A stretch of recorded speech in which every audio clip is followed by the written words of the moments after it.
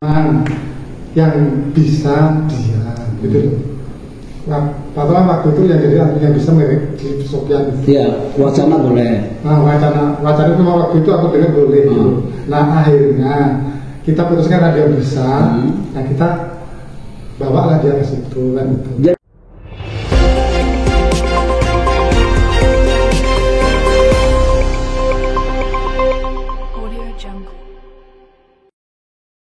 Braja Selebah, dugaan korupsi, kolusi, dan nepotisme KKN, yang menyeret Sujarno, Kepala Desa Kades Braja Mulya, Kecamatan Braja Selebah, Kabupaten Lampung Timur, semakin menjadi sorotan publik. Ia diduga menyalahgunakan kewenangannya dengan tetap mempertahankan jabatan rangkap Ahmad Sofyan sebagai kasih pemerintahan sekaligus admin atau operator desa.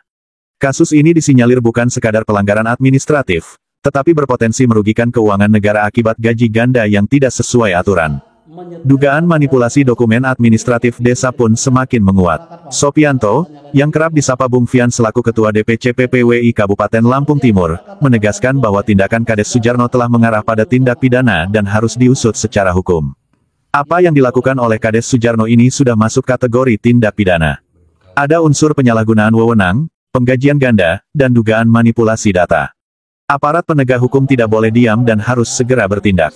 Tegasnya, saat dikonfirmasi, Kades Sujarno mengakui bahwa Ahmad Sofyan selama 4 tahun memang merangkap jabatan sebagai kasih pemerintahan sekaligus admin atau operator desa.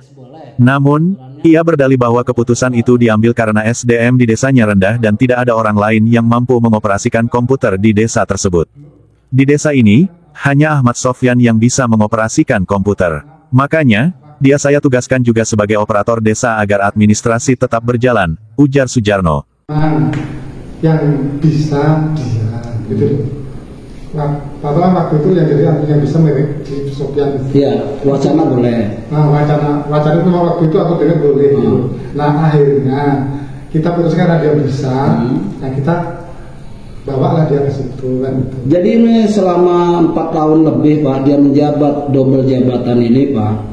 Ya, ini undang-undangnya jelas loh Pak. Undang-undang nomor 6 tahun 2014 tentang desa. 2014 Pak ya. Jadi 11 tahun yang lalu undang-undang ini udah ada. Lalu Bapak mengatakan 4 tahun yang lalu boleh. Nah ini dasarnya apa gitu loh Pak? Iya, iya kan? Dasar dari beliau itu wacana. Wacana kita dulu kan waktu itu gini memang untuk apa ya? SDM-nya kita kan masih kurang. Kaitan dengan komputerisasi lah. Nah, ada yang bisa, akhirnya kita bawa itu aja. Jadi Bapak mengangkat kasih atau operator itu berdasarkan wacana Pak ya, bukan berdasarkan aturan yang ada Pak ya? Ya seharusnya berdasarkan aturan sih. Nah ya ini yang kami tanya dari tadi Pak. Indikasi, adanya kemungkinan rekayasa dokumen agar rangkap jabatan ini terlihat sah. Potensi pelanggaran administrasi dalam pengelolaan keuangan desa. Dalam kasus ini, Kades Sujarno juga berpotensi melanggar aturan terkait gaji perangkat desa. Berdasarkan Undang-Undang Nomor 6 Tahun 2014 tentang Desa, perangkat desa dilarang menerima penghasilan ganda dari sumber dana APBN/APBD jika tidak sesuai ketentuan. Aturan lain yang menguatkan larangan ini adalah UU Tipikor Pasal 3, penyalahgunaan wewenang untuk memperkaya diri dapat dipidana. Dengan dasar hukum ini, penggajian ganda yang terjadi dalam kasus ini berpotensi sebagai tindak pidana korupsi yang harus diusut secara hukum. Sopianto, Ketua DPC PPWI Kabupaten Lampung Timur, berharap inspektorat, serta aparat penegak hukum APH untuk segera mengusut kasus ini secara transparan dan profesional. Kami akan berkoordinasi dan meminta inspektorat maupun APH untuk turun tangan. Jika memang ada pelanggaran hukum yang serius, maka harus diproses sesuai aturan yang berlaku. Jangan sampai keuangan desa disalahgunakan untuk kepentingan pribadi dan kelompok tertentu.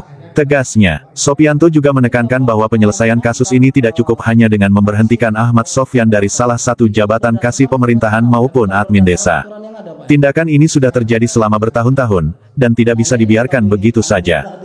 Konsekuensi hukum harus tetap berjalan, dan Kades Sujarno harus mempertanggungjawabkan perbuatannya di hadapan hukum, lanjutnya. Ya kan? Dan kasih pemerintahan itu adalah jantungnya data juga kan gitu Pak, selain sekretaris Pak ya.